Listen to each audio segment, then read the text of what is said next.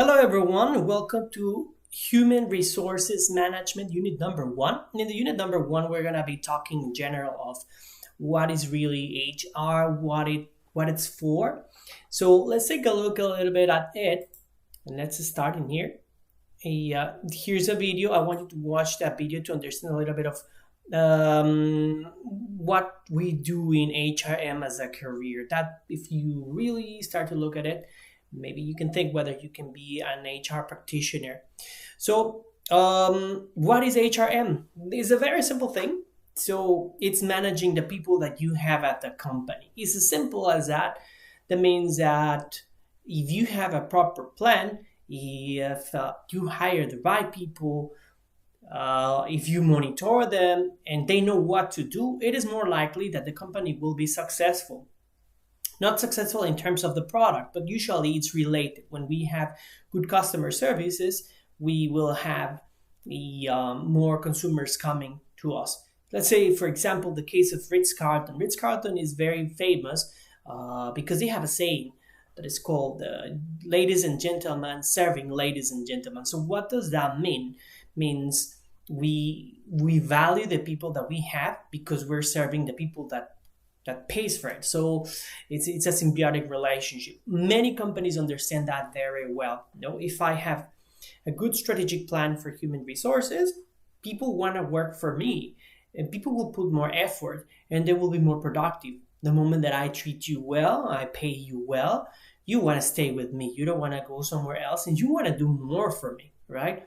If I'm willing to listen to you as well, when for example you as an employee you have a lot of ideas, it's very different when a company says like, yeah, great idea, but shut up, or I really don't care about your ideas at all, as compared to companies that provide empowerment, which is talk, and if it's a good idea we'll implement it.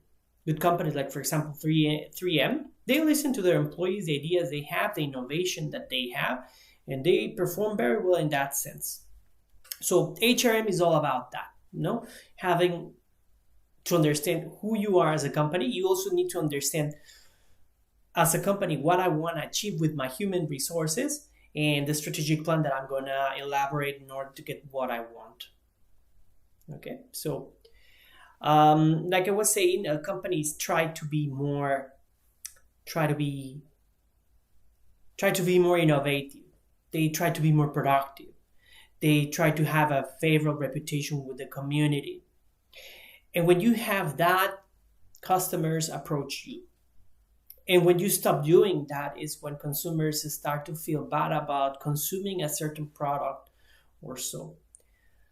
Let's take a look a little bit of Amazon. Amazon is a very famous, very big company, fantastic, but lately has been facing a lot of backlash of their distribution centers because they don't treat their employees very well. So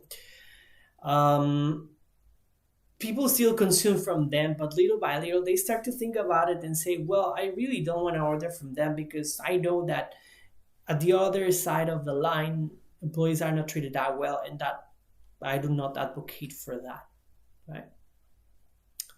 So when we're talking about HRM, we're talking about a whole strategy that we have to plan.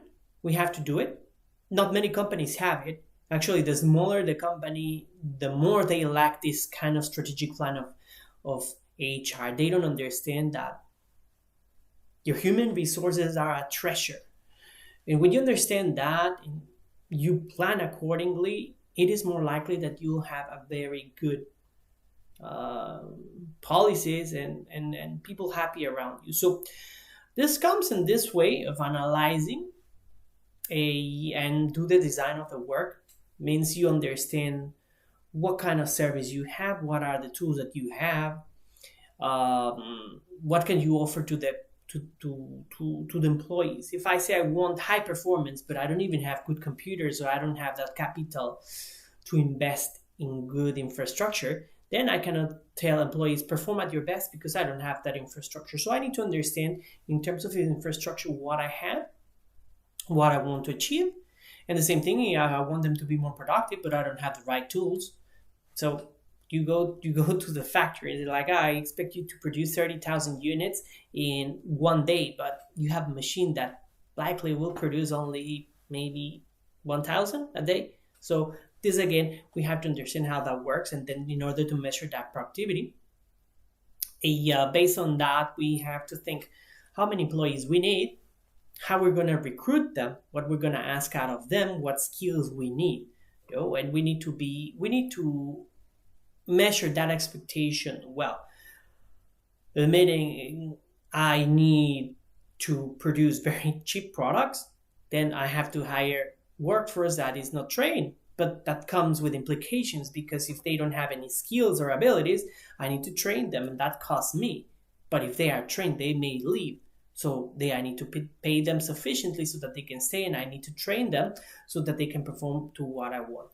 So again, sometimes it's very complex, or in the other way around. I want someone that is very specialized, but I don't have the budget for that. So we need to think of those things, right? So when we're doing the recruitment and the selection, we need to have the right mindset, the right plan. We know ourselves what we can afford, what can we provide, and in the end, it's a negotiation between the employee and the company. I can offer you this. What do you have to offer? In the long term, in the short term, in the midterm, long term. Employees are always thinking that if it's a good opportunity, they can work there for years. Now we look into other areas. For example, we think, what if I want to work at a fast food restaurant? I want to work for McDonald's for 20 years. Maybe you don't start with that mindset. But if the company has a good projection and they say, well, if in 2 or 3 years you can be restaurant managers, in 10 years you can be a regional manager, in 15 years you can be, well, in that case, they have a good plan for you. So maybe you don't start working at McDonald's thinking like, oh, I'm going to be at the cashier for a lifetime. So again, it's expectations of the company. If they provide something good for you, you're going to stay there. And that comes again together with the training and development, how much they want to groom you and how much they want to develop you. So here goes the question of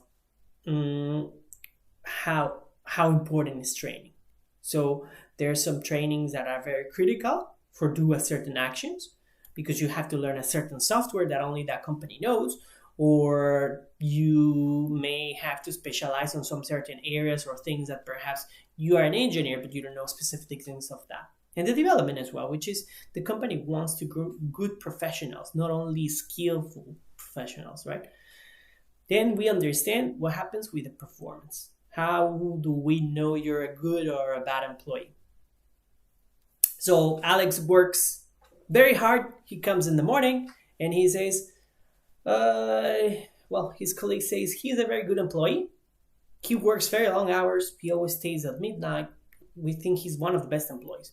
But when you look at his performance, you realize that actually he worked only 1 or 2 hours a day. So when you look at his sales, or when you look at the KPIs that you have, because different companies have different key performance indicators in terms of sales, in terms of anything, in terms of production, etc. It varies from company to company. So if this Alex cannot fulfill those expectations, what are we going to do? We're going to hire them, and we're going to praise him. What is a procedure? So we always have to have a procedure, because the employees need to know that in advance. You cannot just say like, you perform badly if you're fired. No, you have to set since the very beginning, say, okay, you have to produce X amount number of this, or you have to sell X amount of that. And within these ranges, you're acceptable. And if you perform better than that, we can offer you some bonuses. If you don't perform, maybe it's 1 alert, 2 alerts, at the 3 alert, then we can fire you. So that makes it fair for everyone, right? Employees know what to expect, and they will perform based on that. And that again comes together with compensation, which is how much they pay me for what I know, for what I do, etc. And then finally, the employee relations. So in this case, how we deal collectively with employees. How much strength have the employees? If they say, well, we are not happy with the conditions, like I mentioned, for example, in Amazon, if they are not happy with it, then collectively they start to do strikes and then stop the whole operation. And then what do they demand? If it's a good demand or not, then we have to think of that. So we can negotiate with them. We can see what they want, whether they say, for example, The employees at Amazon are demanding that they rest for 2 hours during the operation. Is it possible for me, or can I negotiate with them? Maybe the operation doesn't let me let them go for a toilet break for X reasons, or I cannot let them go for 2 hours. Maybe I can let them 45 minutes. So this comes in, where comes employee relations negotiations. I can let you go for a certain time because the production only allows me to do this. But since I don't let you take a break of 2 hours, maybe what I can do is prorated with some payments for your holidays or so. So there's always a negotiation that we can do. Or some authoritarian companies say, I cannot give you anything. So guys, you collectively don't want to work in this way. Collectively, I fire you all, which is not very ethical because in the end, you invested in them, as we mentioned before, in recruiting and selection. So that's where it comes in. Again, the problem, right? So in this case, like I said, human capital is important. We need to understand that personally, I think human resources is the most important thing that we have because they are the ones that make things happen, the ones that create products, the ones that sell the products, the ones that to me, they are the fuel of the engine. So we need to understand a little bit also in terms of the employees, who they are, what they want, the relationships that we have with them, so that we can offer them the best.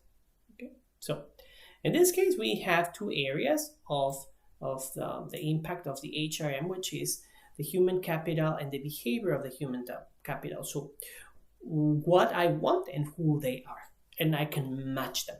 Okay, so in this case, I am a company that is very demanding. Let's say, for example, some consultancy companies like KPMG or Deloitte, they have very high standards on everything in terms of hiring, in terms of demanding who you are as a person, right? But in the other hand, if I want to work for them, I have the motivation to excel. I'm a person that excels, so it matches who they are with who I am. So that put together creates the organizational performance. If we have the both of them, we can create good quality, good profitability, good customer satisfaction, because in the end, well, for them as a consulting company, they reach very high levels of consultancy, so they are able to deliver that. And that's why companies hire them, because they want those professional services, right? So in the end, we're talking about, all comes back to competitive advantage. The better we manage the employees, better services, better products, and that means the company will have a more competitive advantage. So we have high performance work systems. That means companies that have all around designed very, very well their systems, so people feels fulfilled, feel happy with what they get paid, they feel happy with the benefits that they have, and they give it back in terms of performance. So we have, for example, Google, a good example of that. WeWork, LinkedIn, companies that usually they have very good strategies in terms of high performance work systems, and then people want to work for them. And that comes back to people wanting to work for them. Their applications are millions of applications because people really want to work for them. So in this case, we have to think of what really HR practitioners do. So in this case, we have to think of the transactions, the administrative stuff that they do. We think of the technicalities that they need to go through in terms of the systems, in terms of the training, in terms of the development, and the same thing, understanding the whole environment of the company. We don't work isolated. There's other companies. How do they train employees? How do they pay employees? Can I match them, etc.? Okay, very good. So there's many responsibilities as an HR department. This one, let me summarize just this very quick. I'm not going to go one by one.